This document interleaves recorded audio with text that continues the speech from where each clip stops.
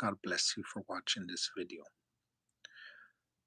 Now, today's episode is a special episode because I'm talking about Kylian Mbappe.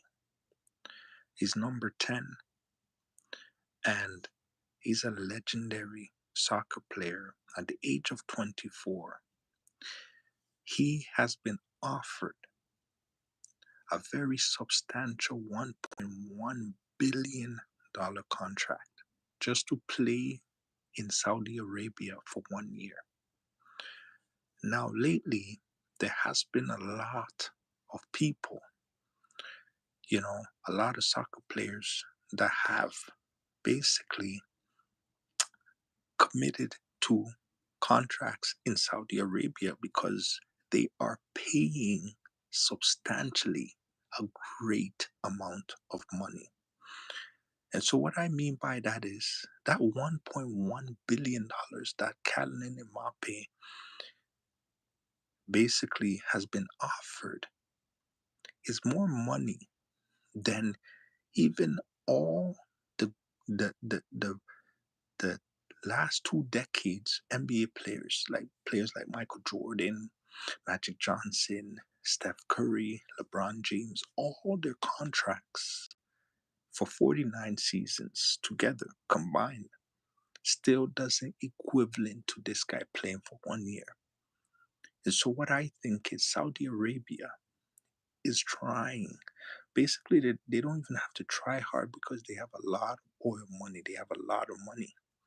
So, because they have a substantial amount of money that they're willing to offer billions of dollars just for one player to play for 1 year, that's significantly high compared to everywhere else.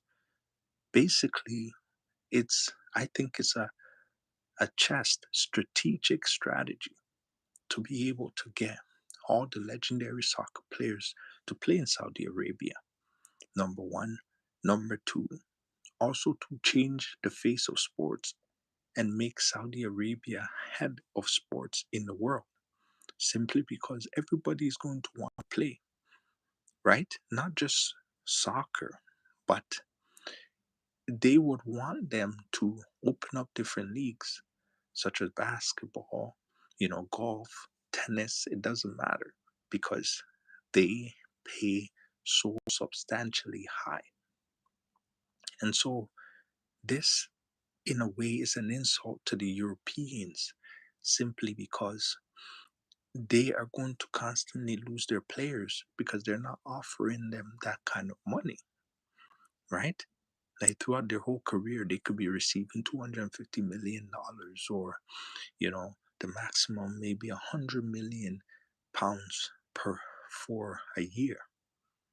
But this is nothing compared to 1.1 billion.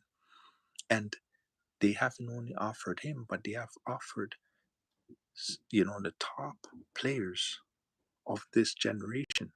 And they happen to be in their 20s. Imagine you're 24 years old receiving that kind of money. Ronaldo last year, right, had the highest record with 200 million that he was making per year. So you could only imagine what kind of, how much leverage you have. You played your whole career to be able to get that in one lump sum, right? Or to be able to become a billionaire after 2 seasons, right? With no taxes. Too. Remember, they have no taxes, so that's what's so beneficial, right? No taxes. So all of that is basically, and the incentives is very high. The incentives are incredibly high. So which puts them in a greater and better position. So what do you guys think about this matter? Because would you take it? Even LeBron James have stated that he would be running there to take that because he doesn't even have that kind of money yet. And he played over 20 seasons, right? So you tell me, what would you do in this case, right? Because if you're 24 years old, you play for 1 season in Saudi Arabia, right? They might resign you, or you might say you want to, continue a legacy at Manchester. You know what I mean?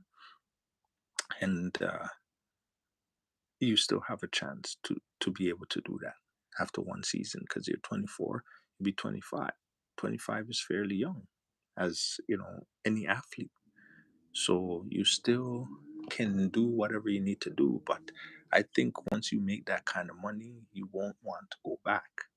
And that's the question. That's changing the image, the understanding of how much players should get paid, because then everybody's going to be asking for more, or else they're going to want to look for a team in Saudi Arabia to play for.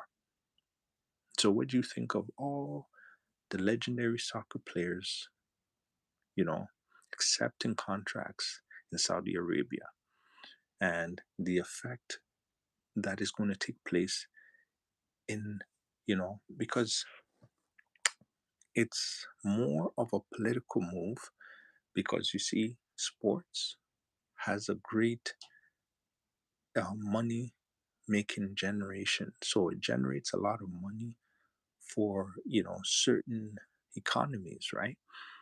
So if that kind of generation changes, meaning that these soccer players, they're flying to Saudi Arabia, they're playing over there in low kind of league, that means all the audience is going to go there. All their money, they're basically buying all the market shares and everything, right? Because then people are not going to want to play in Europe. They're going to play in Saudi Arabia. Then the European economy will, what's it called, will also lose money in that way. So let me know what you guys think. Like, comment, and share this video. I think it's something that,